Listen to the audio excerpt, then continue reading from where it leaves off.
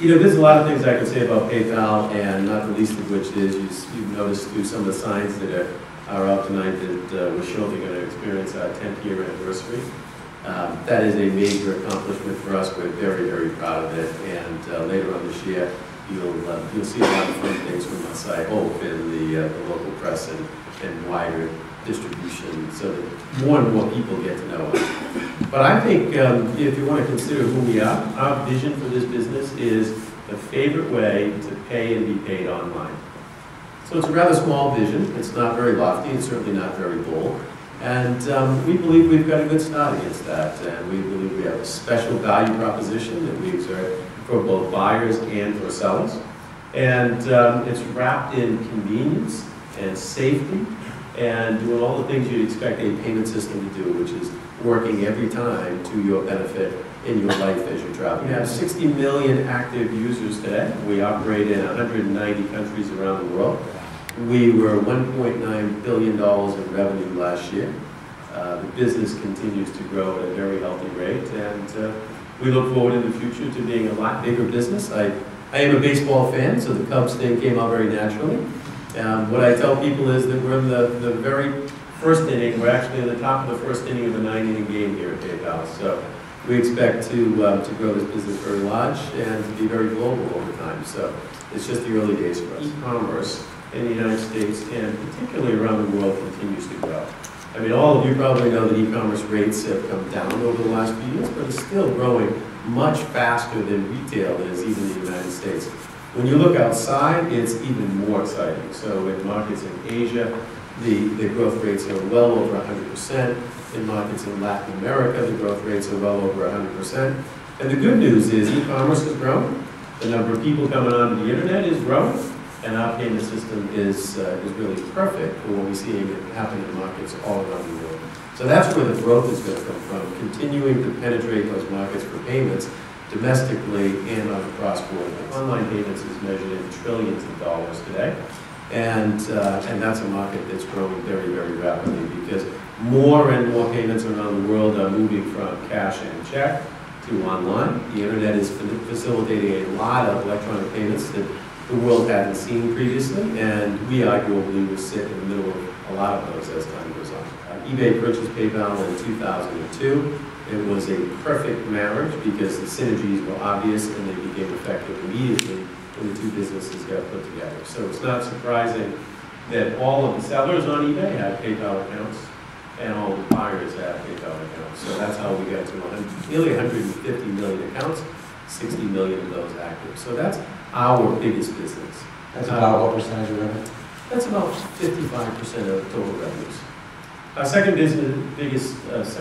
largest business is our off-eBay business. So you're a fabulous customer of ours. That's when on a merchant website you see PayPal as a method of payment, and you happen to choose that to pay for the item that you're checking out with. And that has been a big growth business for us over the last 3 years. And that's on the order of low 40% of the total revenue base. And then we have a number of other products that look like credit cards, debit cards, and some financial services products like a money market fund that makes up the other small percentage that goes to 100. Every time we survey consumers around the world as to why they don't shop more online or why they don't shop online, the answer is always the same, and that is they're worried about their financial information. They're in fact worried about entering in their credit card number. Exactly what you just said, that's what they're worried about. They say, you know, I don't know who this merchant is, I don't know where this information travels, I don't want my identity or my financial information compromised. And so that behavior of entering the 16 digits and all the other information is something that bothers the average consumer. Then you experience PayPal and you realize, I don't have to do any of that. And they hold all that information private and secure. It's perfect. As I mentioned, the only thing that's happened with consumer surveys over the last 8 years is that a progressively higher percentage of people tell us and tell others that they dislike putting their financial information onto the internet. And given the choice, they won't. And if you bundle that behavior or that worry that they have, anxiety that they have, with a real convenient experience, and ours is arguably very convenient because you enter your email address and a password and you're essentially done, that's the perfect combination of security and convenience to to deliver a value proposition to the merchant and to the buyer. Relevance-based experience is not here today, and a classic example of kind of a crude form of that is if you happen to be a Wells Fargo customer, they figured out what I do at the ATM machine, you might know that there's a one-button way, in my case, to get $200 out without a receipt every time.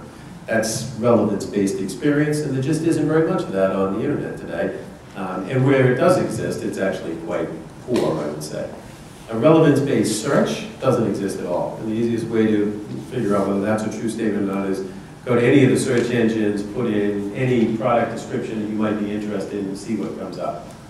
It's likely to be thousands and thousands of entries for irrelevant things that you actually weren't looking for. And if it was a real relevance-based search, you'd exactly get to what you want, it'd be at the top of the page, and you could quite easily get there. So neither one of those are solved.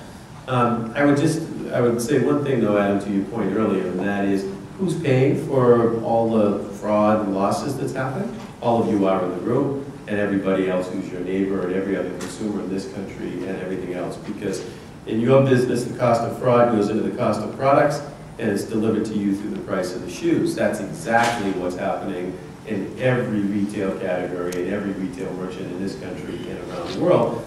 And if you want to dimensionalize this, understand you're talking about billions of dollars of loss every year. It's lost to fraud, billions of dollars. No, we don't have any role in search as PayPal. We're all about payments. We're all about online payments. I talked about our vision before. We're going to stay focused exactly on that because we have tremendous runway for growth as we look to the future. So we don't have to solve other problems, and we don't have to wander off to different things to continue to be successful. There are lots of people, though, lots of big and smaller organizations that are working on next generation search and including relevance-based search. So it's hard for me to imagine when that might happen, but certainly that's a problem that gets solved over the next 10 years. I have no idea how Google Checkout's doing, and truth be told, even if I knew, it would only be mildly interesting. Scott, you're suggesting to me that the New York Yankees have no idea how the Boston Red Sox are dealing. I can tell you this, the Yankees continue to look up because the Red Sox are up there. I suspect Google Checkout continues to look up because we're up there too. Although I don't have a particular point of reference on this, so it's hard for me to give you any facts. I know what our business is doing, I know what progress we're making, and we're very, very comfortable with our base of customers, both on the merchant side and on the consumer side. And as I said, we're going to stick to our knitting and stay focused on online payments. And we think that's the way you win over time. We're about 12% today of U.S. retail e-commerce. We're about 9% globally of global retail e-commerce. And a lot of words there. We pay attention to every competitor, large and small, in the United States and around the world. We wouldn't have a successful business if we didn't do that. I think that Google Checkout is, like other competitors, a worthy adversary, if you want to look at it that way. We have a game that we play, and we're very, very good at it, and I'll say it again, we're going to stay focused on that. I don't know what their share is, but I do know we're leading in terms of alternative payment share.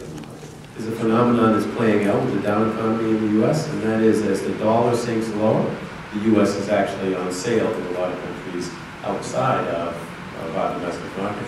And so it's not surprising then that we see a lot more cross-border purchases and a lot more cross-border payments than we would have otherwise expected because people outside the U.S. realize their bargains inside. And so I think you said you ship to 45 countries around the world, and probably that portion of your business is growing pretty healthy. I know it is in our case too. So we're very cautious about investments we're going to make the rest of this year and probably in 2009. But that isn't a statement on that we're worried about the business. It's more a statement on it's good to be cautious in these times.